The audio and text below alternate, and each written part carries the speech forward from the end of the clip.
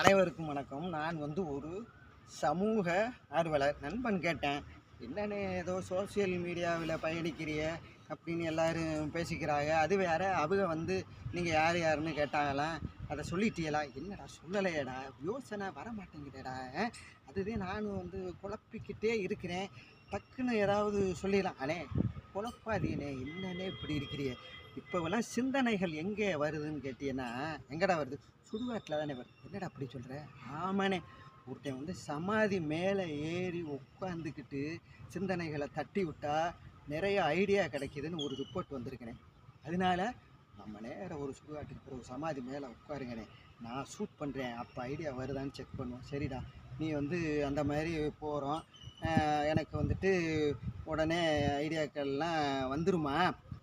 ஆவி வராமல் இருந்தால் சரி தானே, உங்களுக்கு ஐடியா கண்டிப்பாக வரும். சரிதான், அதை நம்ம சமாளிச்சிருவோம். அடுத்து வயசு என்னன்னு கேட்குறாங்களே.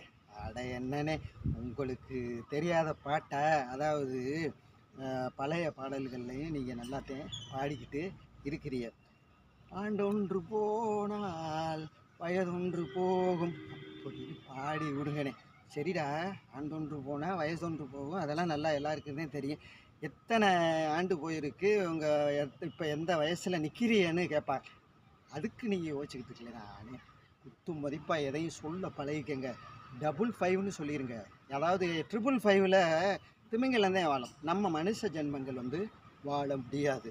நம்ம 555 அப்படின்னு போட்டு விட்டேன்னு வைங்க, அது ரெக்கார்ட் ஆகிடும். அதை நீங்கள் சமாளிச்சுங்க. சரிடா, அதை நான் சமாளிச்சுக்கிறேன். அப்புறம் இந்த முக்கியமான படங்களில் இருக்கிற ஏதாவது காமெடி காட்சிகள் உங்களுக்கு பிடிச்சிருந்துச்சுன்னா அதை கொஞ்சம் விளக்கி சொல்லுங்களேன்னு கேட்குறா.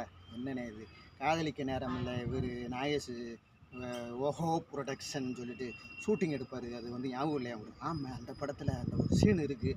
அவர் என்ன சொல்லுவார்? அவர் கதாநாயகை கூட்டிகிட்டு இது ரெடி, கதாநாயகி ரெடி, கதாநாயகி ரெடி, லொக்கேஷன் ரெடி, எல்லாமே ரெடி, இந்த கதை மட்டும் கிடச்சிருச்சுன்னா ஓஹோன்னு வந்துடுவேன் அப்படின்னு சொல்லுவாருங்கண்ணே. காமெடி சொல்லுவார்.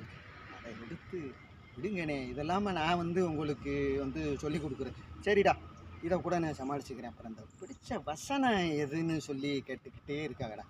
என்ன, நீங்கள் மதுரை வேணும் படம் பார்த்தீங்களா இல்லையா? ஆமாம், அதில் ஒரு அசரீர் ஒழிக்கும். அதாவது கடவுளே வந்துடுவான், தேவியே அசரீரில் சொல்லும், திருமலை மன்னா நீ நீதி தவறி விட்டாய், வீரன் குற்றமற்றவன் அப்படின்னு வரும்ல. அந்த வசனத்தை எல்லா இடங்கள்லேயும் பாப்புலர் ஆகி அந்த படத்தோட முடிவையே எம்ஜிஆர் ரசிகர் மாற்ற சொன்னாங்க தெரியுமா? என்னடா சொல்கிற? ஆமாம், எம்ஜிஆர் சாகுற மாதிரி இருக்கக்கூடாது,